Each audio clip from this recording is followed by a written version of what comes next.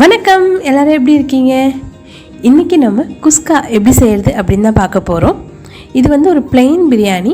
நம்ம எந்த வெஜ்ஜஸும் இல்லை மீட்டும் சேர்க்காமல் செய்ய போகிறோம். ரொம்ப ஈஸியாக செஞ்சிடலாம், ரொம்ப சிம்பிளும் கூட. இப்போ வாங்க ஸ்ட்ரெயிட்டாக வீடியோக்குள்ளே போகலாம்.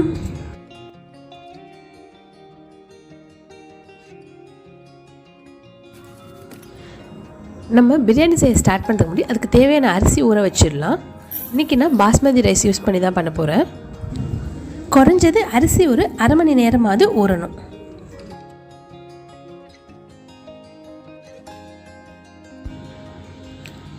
அரிசி நல்லா ஊறட்டும். அதுக்குள்ளே நம்ம பிரியாணி செய்ய ஸ்டார்ட் பண்ணிடலாம். இன்றைக்கி நான் ப்ரெஷர் குக்கரில் தான் செய்ய போகிறேன்.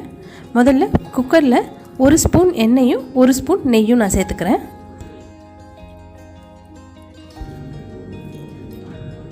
எண்ணெய் நல்லா சூடு ஏறினதும் தேவையான ஸ்பைசஸ் எல்லாம் போட்டுடலாம்.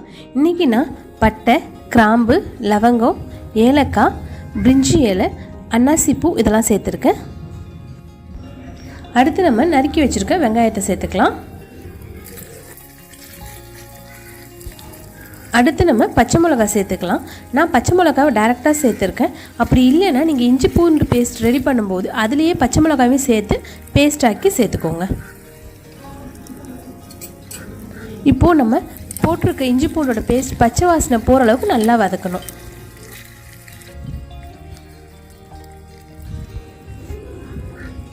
அடுத்து நம்ம நறுக்கி வச்சுருக்க தக்காளி சேர்த்துக்கலாம்.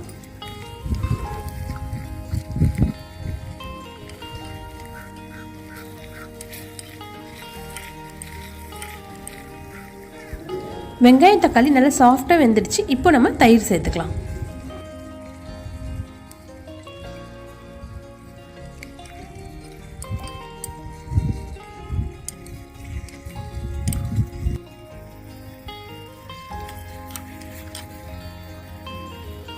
அடுத்து நம்ம பிரியாணிக்கு தேவையான மசாலா எல்லாம் சேர்த்துடலாம்.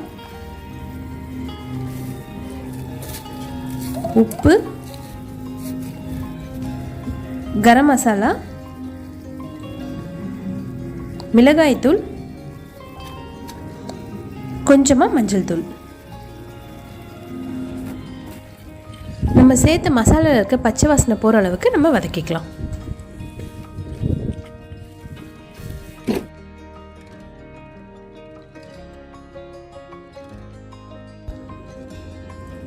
இப்போது நம்ம அரிசி ஊற வச்சு அரை மணி நேரம் ஆயிடுச்சு. அதை கழுவி எடுத்துடலாம். கிரேவியில் நல்ல எண்ணெய் பிரிஞ்சு வர ஆரம்பிச்சிடுச்சு. இப்போது நம்ம பிரியாணிக்கு தேவையான அளவு தண்ணி சேர்த்துக்கலாம்.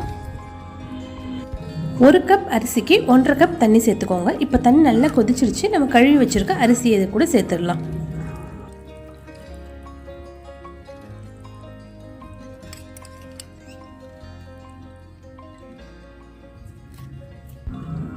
கடைசியாக கொஞ்சம் கொத்தமல்லி, கருவேப்பிலை, புதினா தழை சேர்த்துடலாம். இப்போ மூடி வச்சு மிதமான சூட்டில் 1 விசிலுக்கு நம்ம வேக வச்சிடலாம்.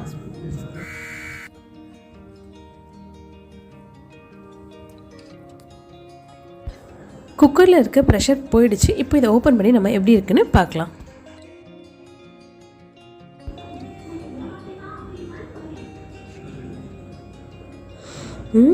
பிரியாணி நல்லா சூப்பராக உதிரியாக எங்களுக்கு கிடச்சிருக்கு. பார்க்கவே ரொம்ப சூப்பராக இருந்துச்சு. ரொம்ப ஈஸியாக சிம்பிளாக ஒரு பிளெயின் பிரியாணி ரெசிபி இன்றைக்கி எப்படி செய்கிறதுன்னு பார்த்தோம். நீங்களும் உங்கள் வீட்டில் ட்ரை பண்ணி பார்த்துட்டு உங்களுக்கு பிடிச்சிருக்கான்னு எங்களுக்கு சொல்லுங்கள். உங்களுக்கு இந்த வீடியோ பிடிச்சிருக்குன்னு நினைக்கிறேன். பிடிச்சிருந்துச்சுன்னா லைக் பண்ணுங்கள். மறக்காமல் நம்ம சேனலை சப்ஸ்கிரைப் பண்ணிவிட்டு பக்கத்தில் இருக்க பெல் பட்டனையும் கிளிக் பண்ணிக்கோங்க. அப்போ தான் நாங்கள் போடுற வீடியோ உங்களுக்கு உடனே நோட்டிஃபிகேஷனாக வரும். உங்களை இன்னும் ஒரு இன்ட்ரெஸ்டிங்கான ரெசிபியோடு சந்திக்கிறோம். அதுவரை நன்றி, வணக்கம்.